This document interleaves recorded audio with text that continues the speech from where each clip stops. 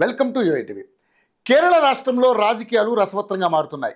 ఓవైపు అసెంబ్లీ ఎన్నికలు సమీపిస్తుంటే మరోవైపు విద్యా సంస్థలకు సంబంధించిన గవర్నర్ వర్సెస్ ప్రభుత్వం అన్నట్లుగా అక్కడి రాజకీయం నడుస్తోంది. ఇటీవలే కేంద్రం రాజేంద్ర విశ్వనాథ్ అర్లేకర్ను గవర్నర్గా నియమించింది. దీంతో అక్కడ రాజకీయాలు మరింత వేడెక్కాయి.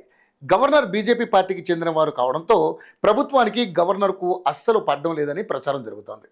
ఈ నేపథ్యంలోనే భారతీయ జనతా పార్టీ మరింత బలంగా అడుగులు వేస్తోంది. కేరళలోనే ముందుగా ఎన్నికలు ప్రచారాన్ని స్టార్ట్ చేసింది. ఏకంగా కేంద్ర హోంశాఖ మంత్రి కేరళ వెళ్లారు. అక్కడ సభలో మాట్లాడుతూ కేరళ ప్రజలు మార్పు కోరుకుంటున్నారు, అది బీజేపీతోనే సాధ్యమనే స్టేట్మెంట్ కూడా ఇచ్చారు. దీంతో ఇప్పుడున్న ప్రభుత్వానికి నిద్ర పట్టడం లేదని తెలుస్తోంది.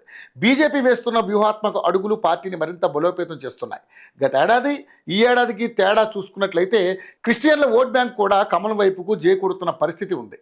డబుల్ ఇంజన్ ప్రభుత్వం ఉన్న రాష్ట్రాలను చూస్తున్న కేరళ ప్రజలు తమకు కూడా అలాంటి అభివృద్ధి కావాలంటే, కేరళ మరో ముస్లిం దేశం కాకూడదంటే, ఆడపిల్లలకు రక్షణ కావాలంటే బీజేపీ రావాల్సిందే అని అక్కడి క్రిస్టియన్ ఓటర్లు కూడా అంటున్న పరిస్థితి.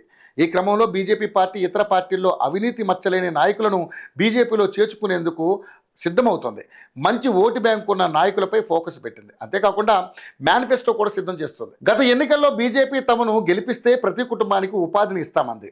అంతేకాకుండా పెన్షన్ల పెంపు, స్కూల్ విద్యార్థులకు ఉచిత ల్యాప్టాప్స్ పంపిణీ, ఆలయాల అభివృద్ధి, బలవంతపు మత మార్పిడిని అరికట్టేందుకు జాతీయ భద్రతా అంశాలపై చట్టాలను తెస్తామంటూ హామీలను ఇచ్చింది. కానీ బీజేపీ ప్రభుత్వాన్ని ఏర్పాటు చేయలేకపోయింది. అందుకు కారణం ముస్లిం ఓట్లు, ఫేక్ ఓట్లు.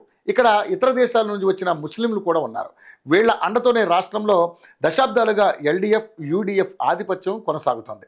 వారికి అడ్డుకట్ట వేసేందుకు ఈసీ ఇప్పటికే బీహార్లో పనిని పూర్తి చేసింది. లక్షల్లో ఉన్న ఫేక్ ఓట్లను తీసేసింది. అదే ప్రక్రియ కేరళలో కూడా జరగనుంది. దీంతోపాటు మేనిఫెస్టోను కూడా ఈసారి అమిత్ షా ఆధ్వర్యంలో సిద్ధమైనట్లుగా తెలుస్తోంది. మోదీ నాయకత్వం, అభివృద్ధి హామీలు, మత సామరస్య అభిప్రాయాలతో మేనిఫెస్టో ఉందని సమాచారం.